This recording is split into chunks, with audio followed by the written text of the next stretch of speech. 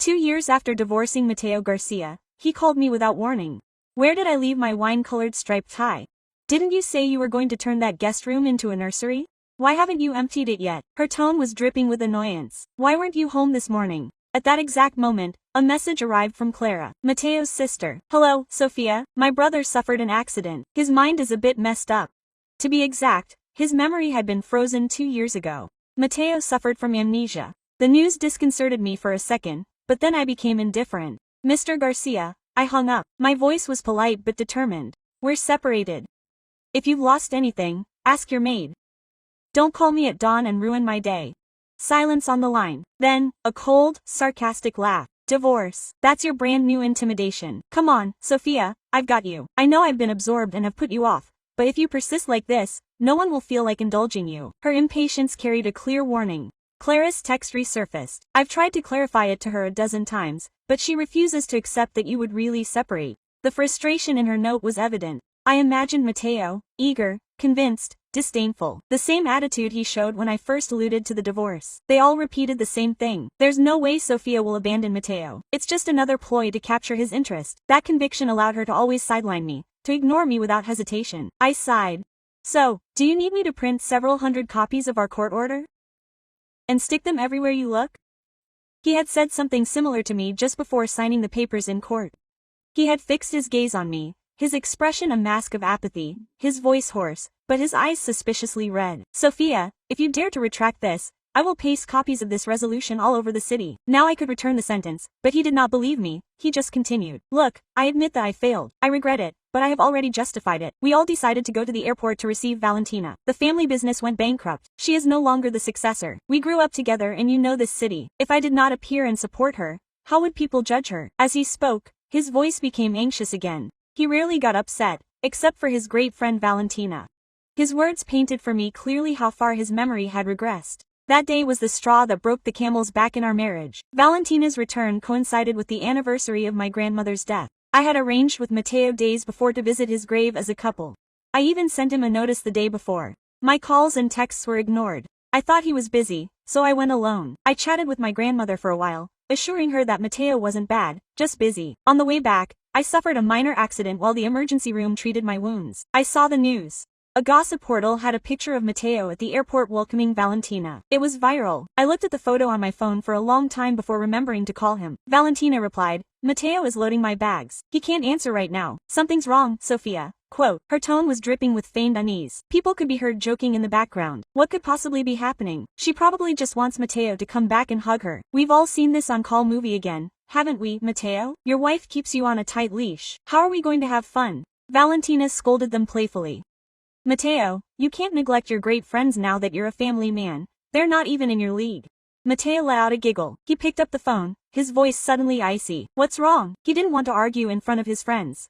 Quote, I had a car accident, I said, keeping my composure. I'm in the hospital. It's serious. It's just a few scratches, but I'm bleeding. It's not serious. Irritation colored his voice. Don't make up excuses to check on me. I'm not doing anything wrong and a few scratches. They'll heal. Valentina almost lost her leg once and didn't make half the fuss you did. Well, I'm not you, Mateo. Valentina came in from behind. If I had a husband as handsome as you, I'd be a lot more theatrical than Sophia. The group burst into laughter. Then maybe Mateo should give you some extra attention, someone shouted. Mateo asked Valentina, his voice full of playful mischief. Through the phone I heard her light, carefree laugh. Sure. My hand went numb. A nurse called my name. Mateo heard it too, but only said curtly, I'll be home early when we're done. Then, as an afterthought, you can't, Sim. The call was disconnected. Of course. They had to throw a big welcome party for Valentina, their childhood friend. I picked up my prescription, called a cab, and headed home. Mateo returned late with a fancy, elegant little box. A pearl necklace. I've been busy today. He leaned down to brush my cheek. He fastened the clasp around my neck himself. Good taste, he said, looking pleased. I thought he was complimenting her choice in jewelry, and my anger began to dissipate, but then he continued with a hint of reproach in his voice. See, you're happy now. I said Sophia wouldn't be mad. You're the one who was so eager to make me buy her a gift. She wasn't talking to me. I felt the Bluetooth earpiece in his ear. The necklace wasn't his idea. A sweet, mischievous woman's voice came through the speaker as he removed the earpiece. He was just afraid she would misunderstand. Then he spoke directly to me, his voice loud enough for me to hear. Sophia, calm down. I guarded him. I didn't let a single girl near me. The smile on Mateo's face faded. He shot me a look of cold irritation, a bucket of ice water. I couldn't have cooled down any faster. I was too exhausted to argue. I took off my necklace, left it on the table, and went upstairs. I was limping, but he didn't notice. He was still chatting on the phone with Valentina. She's still upset. What does she have to be upset about? Mateo scoffed. I've told her a million times to take a driver when she leaves. She doesn't obey. Maybe this will serve as a lesson to her. The fury in his voice was noticeable, as if my mishap were a personal annoyance to ruin her fun. I had expected him to inquire about my day, to justify why he had broken his promise, but there was nothing. The next morning he got dressed with his back turned as if nothing had happened. Where are my cufflinks? He asked, and just like that, like so many times before, I began to calm down, to excuse him. I knew it was like that. I loved his independence. I hated being tied down, but I still held on to the illusion that I could change him. I didn't forget your grandmother's anniversary, on purpose. Mateo's voice, full of reproach, brought me back to the present. He paused, a hint of remorse in his tone. I'll go ask for forgiveness. Okay. He had said those exact same words 2 years ago, after a week of my silence had complicated his life. He finally remembered his broken promise and made a show of remorse. He was younger than me, used to getting his way, and with a bit of youthful charm, he always had an effect on me. Now the memory seemed regrettable. I was packing my daughter's backpack. I'm not upset, I said calmly. She was separated. She was wealthy because of the arrangement. Mateo's drama was no longer my business. I still have to apologize, he insisted, mistaking my serenity for forgiveness. I swore I would go. It was my mistake. He sounded relieved. Where are you? I'll come get you now. Just then, my daughter ran to put on her backpack. Let me help, Mommy, he grumbled. Then he took my hand. Let's go to kindergarten. Mateo heard his cheerful, clear voice. The line went silent. We have a daughter, his voice asked haltingly. She's my daughter. I corrected him gently. That baby had died over a year ago when I rolled down the stairs and his first instinct was to grab Valentina, who stumbled beside me. I had a miscarriage. Mateo had seemed devastated. He took my hand, begging my forgiveness over and over. We can have another one, he had sworn in a broken voice. We're still young. He clung to my hand, his eyes red. Sophia, I'll be here for you. You'll be here for me, won't you? For a fleeting moment, I thought he might actually love me, but that was it. I used the miscarriage to claim a divorce and a huge compensation, since Mia needed it.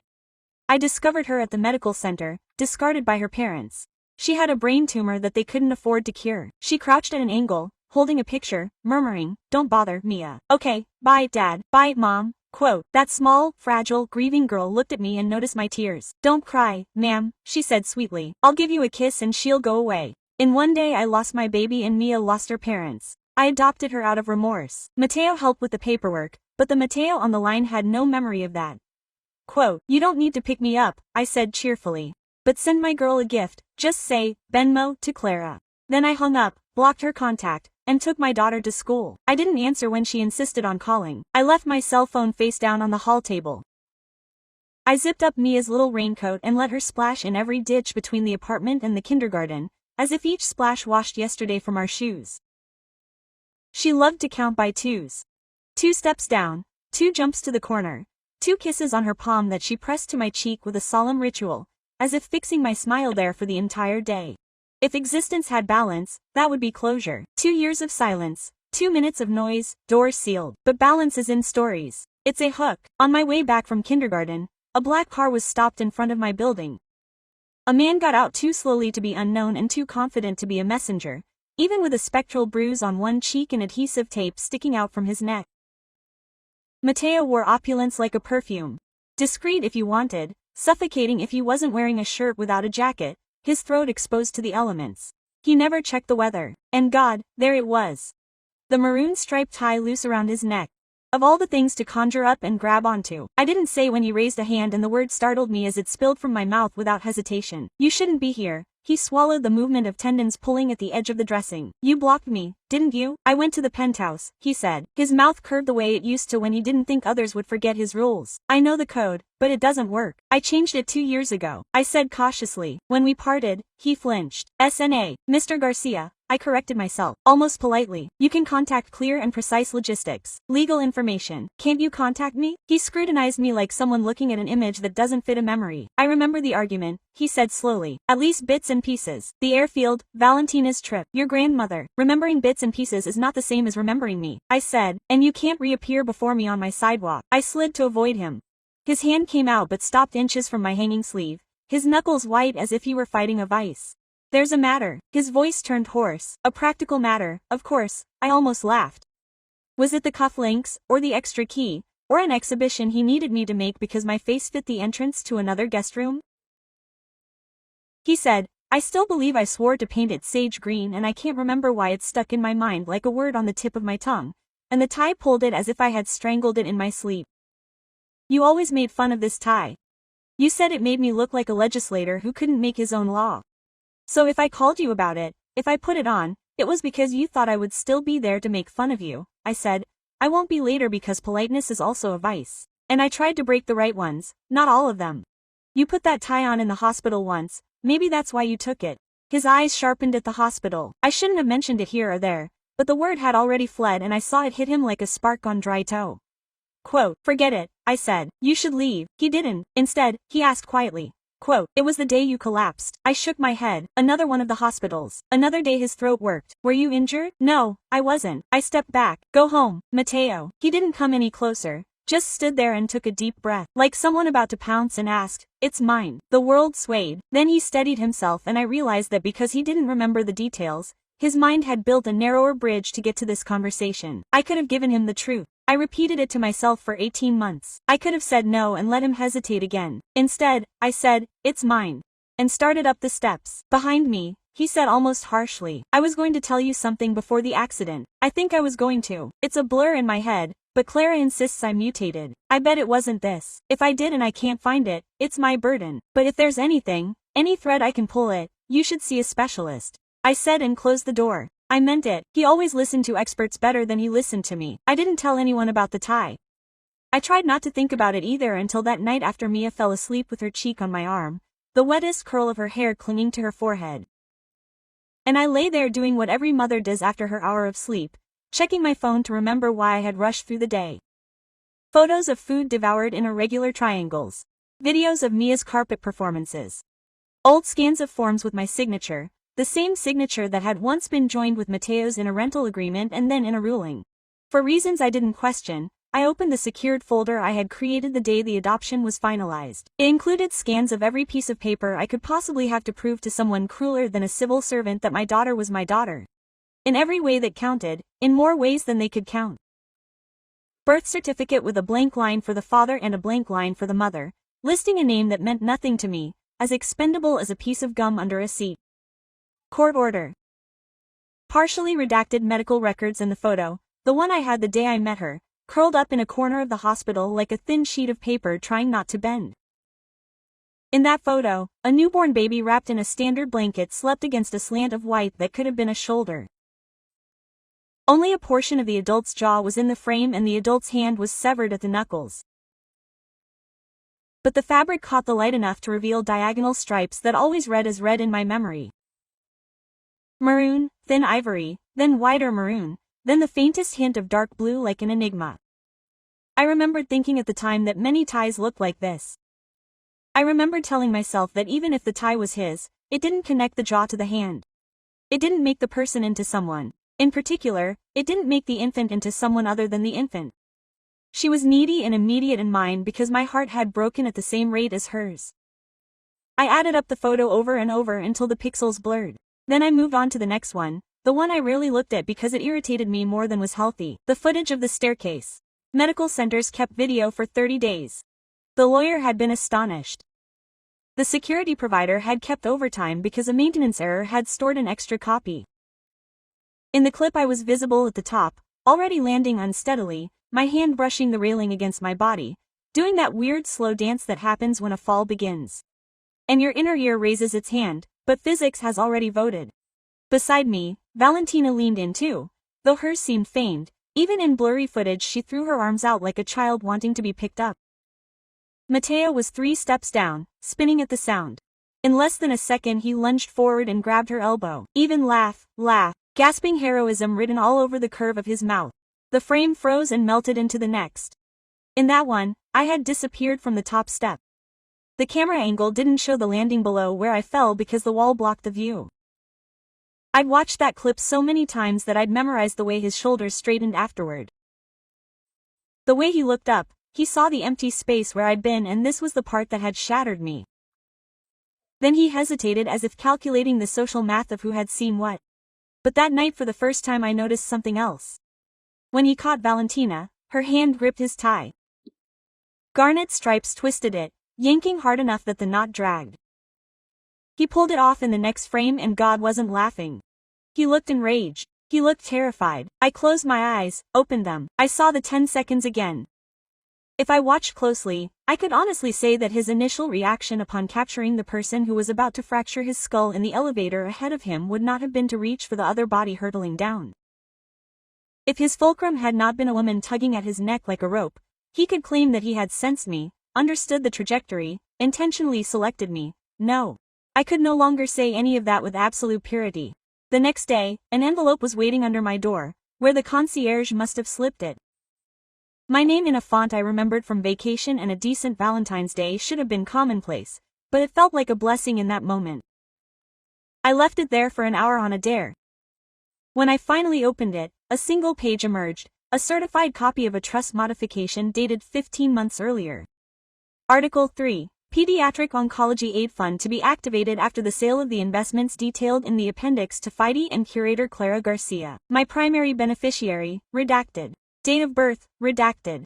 Secondary redacted. Children's Hospital, Pediatric Neurosurgery Department. None of the conditions. The signature at the end was Mateo's, not an automatic typewriter's. His handwriting changed when he was upset, when he was angry, when he was interpreting for an audience. The turns of phrase became presumptuous. This signature was none of those. It resembled the one he used on the birthday checks for his goddaughter, the one he put into an agreement the day he assured me he would prioritize me and then ignored before dinner. Two pieces fell into place simultaneously, the tie, the FIDE commisso. If his memory had frozen 2 years ago, then 15 months earlier, during the period when I was reluctant to accept that he existed because I had left and resolved that time would not move forward without me. He had set aside funds for a child to whom he had no legal duty. He had not confessed this to me. He had confided in Clara. I contacted her. She answered on the first ring and went straight to the point without a greeting. She went to your home. I regret it. I asked her not to. In the background I heard the constant hum of an appliance and the low hum of the television. Clara, I said cautiously. Why does your brother have a trust in my daughter's name? Silence. Then a snort. Why did he owe it to him? Why? For being born. He said it so bluntly that it made my skin crawl. And for what our friend did afterward. Your friend, I said, because we were being frank, not mine. Do you think I don't know? His voice sharpened. Do you think I haven't relived those stares in my mind for 2 years? Trying to find the inch where I could have attached the right sleeve, the noise behind her changed. The rustle of a candy bag, a slurp, must have drowned out the phone because the next words came through muffled. Hey, little girl, go get grandma another juice. Tell her to put the straw in, little girl. When she returned to me, her tone was brisk. Sit down. I'm not standing, anyway. I sat down. The day Valentina returned, Clara said quietly, my brother was a fool. You know that? I know. He would have followed anyone into a storm if they made it seem like a celebration. But he wasn't cruel, Sophia. Not in the way she says. Valentina told us that night at the airport that she'd had a baby, that it had been complicated, that the father was a disaster with the wrong last name. She said she didn't want to ruin anyone's life and that she'd figured it out. That's the phrase she used. Figured out. My fingers closed around the receiver. Figured out. What? She said adoption, Clara said. Open enough for the girl, if he ever wanted to locate her, closed enough to keep the headlines out. She showed me a hospital bracelet. She showed Mateo a photo. My skin got so cold the photo hurt. 2 months later she continued. I found your name on an intake list when I was handling the foundation paperwork with the hospital board. No, yours. She used my old married name out of habit and corrected herself. Yours. So I didn't think it was a coincidence that you were suddenly picking up shifts in a pediatric ward at the volunteer desk, when you'd always hated the smell of disinfectant. I didn't volunteer, I said. I was sleeping in a chair next to a little girl's bed, wishing I could pay to have the moon put in if she asked for it. I know. The roughness in Clara's voice cracked. I went to see Mateo. He'd been different since you left. He had this look that wouldn't budge even when he was smiling. I told him, he said he already knew, that he'd found the admission photo on your counter one morning because you'd left your purse open and all your life spilling out of it in the kitchen like always. He said he thought you were adopting because you wanted to punish him. I told him to shut up and use the part of his brain that wasn't made of ego. He did. The room tilted. He created the fund. He wanted to pay for everything, Clara said, but I told him no, not like that. You didn't take handouts, not even when it would have made you beg less. So he made it anonymous and made me the FIDA and the commissioner so you wouldn't find out and rip our heads off. I got up and went to the window because the walls had closed in. Outside, a kid on a scooter was glowing like a match down the street. And the sky had that New York hue that makes even expensive glass look tired. Why? Tell me now, I asked, because he was going to tell you himself. His voice softened. 2 nights before the accident, he called me from the guest room with a paint sample in his hand and said he was going to ask if he could help. Not with money, the unglamorous help, driving dishes, waiting rooms. He said he would stay where you put him and not move. He was shaky, which meant he meant it. He said your daughter liked to count by 2s and that he had learned it because he wanted to be invited to her 2s. I closed my eyes. I shouldn't have imagined him there. Specks of paint in his hair, hands useless and finally willing to do it. And then, Clara said, the accident doesn't remember the last 2 years, so he doesn't remember deciding to be brave. He thinks he's still the guy who laughed on a ladder because a girl made falling look funny. I let out a sigh that seemed to have been lodged in my ribs since the stairs. There she is, you know? She knows enough to be dangerous, Clara said darkly. Someone told her you adopted. Adoption has been ironclad, and believe me, if I had proof the baby was hers, I would have used it to spin a flashy redemption arc that ended with a book deal by now. She didn't put her name on anything but the initial admission, because she was afraid of her mother and of losing a man whose last name could fix hers. There was a silence that wasn't empty, it was filled with stuff. I had to decide. What do you want from me, Clara? I asked finally. Wanting exhaled something like a laugh. I want us all to go back 2 years and take the other fork on a Tuesday afternoon, but since we can't, what I need is simple. Keep me safe. Let me keep paying the hospital without you returning the wire transfers out of pride. And if someday his voice gets better, if someday his memory comes back, let him be useful. You don't have to love him, you don't even have to like him, but let him mop a waiting room floor if you ever find yourself too tired to get up. I stared at my reflection in the glass until it overlapped the street like a ghost. Kara, I said, there's something I should know. I told him about the tie, about the photo. He didn't breathe for a moment, then said, of course. Quote, he wore that stupid tie, he wore it to weddings and fights and once to take out the trash because there was a photographer down the block. I thought it made him look like a man from a magazine. I didn't understand that the only time it made him look like a man was when he was holding a baby. We didn't say baby. By the time I hung up, the decision I hadn't wanted to make had already been made. Sometimes the choice is only yours until you learn a new fact and then it's not a choice anymore, it's physical. I unblocked Mateo.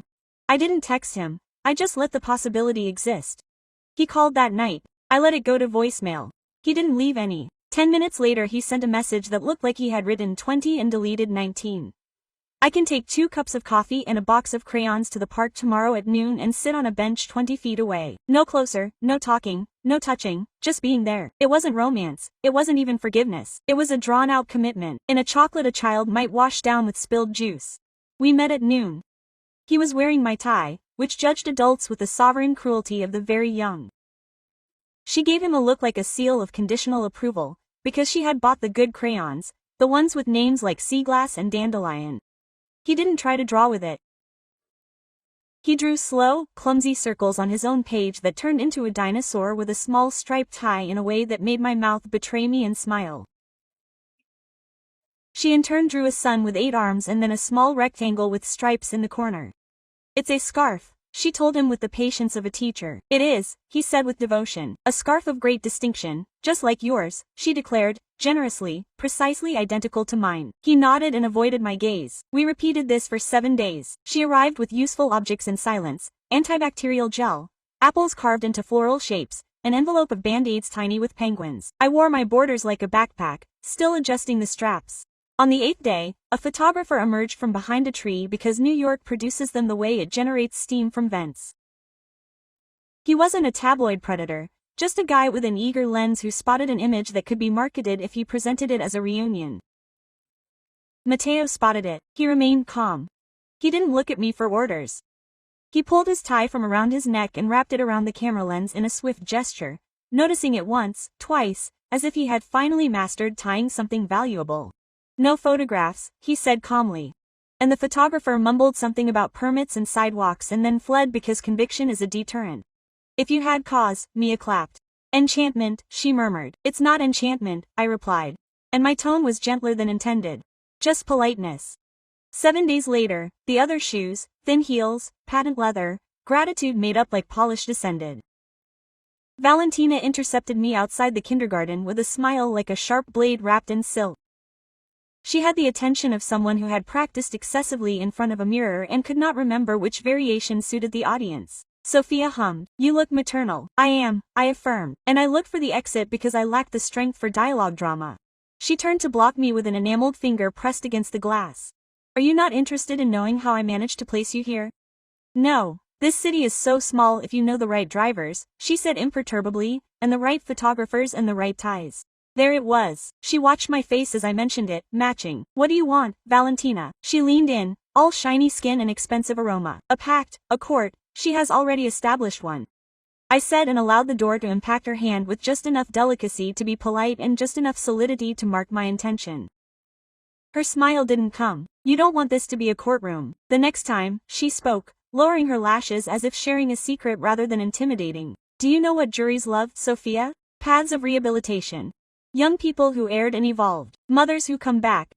A single tear sliding down a cheek. A children's hospital named after her. If you say my daughter's name," I said softly, "I will remove my heel and show you precisely what a stiletto can do when a woman is in a hurry." Her eyes narrowed. "Your daughter?" "Yes," I said. "No, yours. You intentionally left your name out because you were looking for alternatives." "I'm not looking for a home." She lost her smile. "So do you think the public will choose your version over mine?" She sneered. "You, the young woman whose friends used to call her an interpreter whenever she cried. The woman who abandoned a marriage and ran away. Do you think a magistrate will look at your bank balance and your ex-husband's and conclude that you're the trustworthy one?" "I think magistrates like documentation," I said. "And I have it all." Then, because she wasn't the only one who could select her audience, I added, "If you corner me, I'll run a DNA test." She blinked, disoriented from her script to prove that the father is not your hero. I said, letting the words settle gently on my tongue. "A man with a lineage you were afraid to associate with yours because his mother would have eaten you for lunch. Try promoting that on screen without a ban on speaking. Valentina, try posing with that family while you're shedding tears. Watch how quickly your agent forgets your contact." For the first time I saw her do what Mateo used to do, the internal reasoning. She didn't seem to fear me. She seemed to fear something too big to embrace in her arms. She took a step back. "Do you consider yourself very clever?" "No," I said. "I think I kept a little girl alive." "I think you kept your choices." She looked past me, toward the corner where the park stretched like a soft spot in the city's shell. Mateo was already settled in a seat with a blank notebook on his lap, like a penitent awaiting the sacrament. He had replaced his maroon tie with one the shade of a clear sky. "You will take him back," she said suddenly. I didn't say. "You will," she insisted, desperate now in a way that made her cheekbones shine. "Not because you want him, because it will look attractive, because it will create a good image, because he will continue to perform acts like wrapping ribbons around glasses. And women like you mistake gestures for change. People like me can tell the difference by the skin of their teeth," I said. "And sometimes we can tell other differences too." "What are the differences between a man laughing on a staircase and a man untying his tie?" His mouth curved. "Do you think that's evolution?" He was always attracted to accessories. "If you're trying to intimidate me," I said gently, "this isn't working." He smiled again, but this time he bared his teeth. "It doesn't matter," she intoned, "because you're wrong about which young person in this plot achieves a career of rehabilitation." She retreated, her heels clicking for emphasis. I didn't tell Mateo about the crash. It wasn't precise. 2 days later an envelope arrived via the lawyer who had handled our divorce, enclosed by a request filed by Valentina for an alteration of the adoption files closed on grounds of genetic link and best interests. Also enclosed was a letter from the hospital's attorney, reminding her that she had surrendered her rights upon discharge, that the adoption had been consummated under the most rigorous possible standard, and that any effort to open the file without cause would be considered harassment. I framed that letter not because of the legal jargon, but because of the single sentence added to the closing in blue ink by a hand I identified from the discharge forms. "You brought broth to the night crew every Thursday for 6 months. As a reminder, if you need protection, dial this number." People think power is capital or celebrity. Sometimes it's the area nursing supervisor, pediatrician handing you her cell phone. Valentina stepped up. Of course, that's what people like her do, with steps erected with other people's names. She posted a cleverly blurred image of an infant's foot, any foot probably, and a text about absence and development and being prepared to take back what she had let go of out of fear. She didn't mention anyone or anyone. The comments turned into a bonfire that could have incinerated anything. If I had thrown even a fragment of myself into it. I didn't. I took myself to the park and let her choose which seat we would sit in.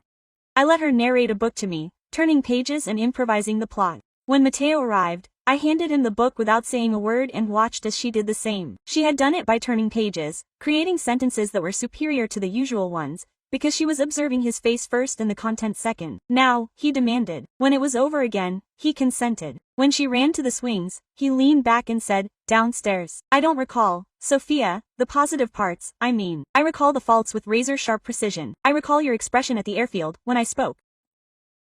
He cut himself off as if he couldn't push the old me through his teeth. But Clara told me some things and I found some of mine. That clip, the stairs, I've seen it, I said. He nodded. I know it won't change anything. I know a clip is not a pardon. A background is not a pardon. The play is not a pardon. Which it is then? I inquired, not for him, but for myself. He looked up at the foliage above, as if perhaps the answer were inscribed there. When he looked back at me, his eyes were clear, in a way that had no connection with sedatives or nervous impulses. Stay, she said simply when it's monotonous, when it's loud, when no one is watching except the one person who knows where you keep the extra trash bags. My chest ached in that dull, familiar way that had nothing to do with the breakup and all with an organ remembering how to operate. I'm not offering you my home again, I said. Not my bed or my lineage. You've seen them and lost them because you handled them like entryway furniture. You can have my seat, you can consume my sliced apples, you can master the tune of tying my daughter's shoelaces, and you can leave when I tell you to without asking for another moment. He felt her grave as an oath. I can do that, I believed her. Not like a woman in love, like a mother checking a collaborator's references. Months passed. Fall to winter, winter to spring. Valentina's request expired silently when a magistrate threatened penalties for wasting the court's time. Her public relations campaign was redirected to another outlet. Mia learned to whistle and then she learned to pretend not to know so Mateo could try to instruct her because he loved how she focused on trying to be kind. Her memory didn't come back suddenly, without a dramatic avalanche of cinema. It came with the environment, in pocket fragments and in the taste of a sandwich from a store that insisted it had moved, although it hadn't, and the oppression she felt in hardware stores that she couldn't place until she recalled the painting. She gave me a sample one Saturday. Salvia commented economically. I don't even like green, but whenever I imagine that room it's this shade. I think I promised to paint it. Did you keep it? I murmured, to make up for it 2 years ago. Did you think minor gestures could form a language you didn't master? It worked. You would have done it if you'd stayed. I said it evenly. We had left behind the politeness that deceives. She nodded and folded the sample like someone folding a flag. So I'll stay now. Not in my home, in the spaces. I could enter the sanatorium, the garden, the hallway, outside a room where parents waited with coffees that were getting cold because they wanted to be the first ones their son would see. When the door opened, he was not the first. He learned to enjoy being the second. The third, the guy who bent down to tie someone else's child's shoe when his own came undone, the one who interposed his body between a bicycle and a child, without reflecting that that act belonged to him in the narrative.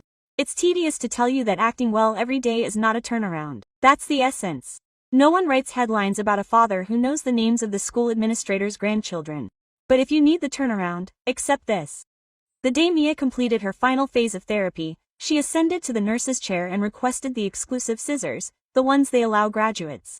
She cut a ribbon in a shade between blue and green. Sea glass, she proclaimed gravely, because that had been her favorite pencil months before. The nurse laughed and clapped. The oncologist shook her. I kissed every bit of her face I could. Mateo stood back with his hands in his pockets, as if afraid to desecrate a sanctuary. You can trim something too, Mia instructed him, magnanimous in triumph, handing him a second dandelion-colored ribbon. He shook his head, his eyes glazed over. I don't deserve it. She assessed this. Then she pointed to his neck. Can you trim that? Did we all notice the tie?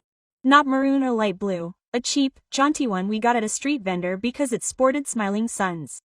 And Mia had slipped her hand into his and said, please. And he had paid the $1 and worn it to every appointment like a lucky charm. He bent down, she raised the scissors, he didn't hesitate, she cut. The tie fell in 2 pieces into his palms. He looked at me, and I looked at the man holding the smooth halves of something I had once thought defined him as an adult. Congratulations, I said to my daughter. And to you, I finally said to him. I could end it there. But narratives are like cities. You turn a corner and another block appears. A month later, an unreturned package arrived from a delivery man who looked like he could lift my building in half a bank. It contained a manila folder so formal it made my teeth ache and an object wrapped in tissues that made my fingers vibrate. When I touched it, I opened the folder first to reveal a letter addressed to an exclusive clinic near the hospital that had rescued my daughter, dated 3 years earlier, addressed to a woman whose name I now knew better than I wanted. It confirmed a prenatal exam under the biological father. It listed a code that was useless to anyone except the two people in the room when the sample was taken.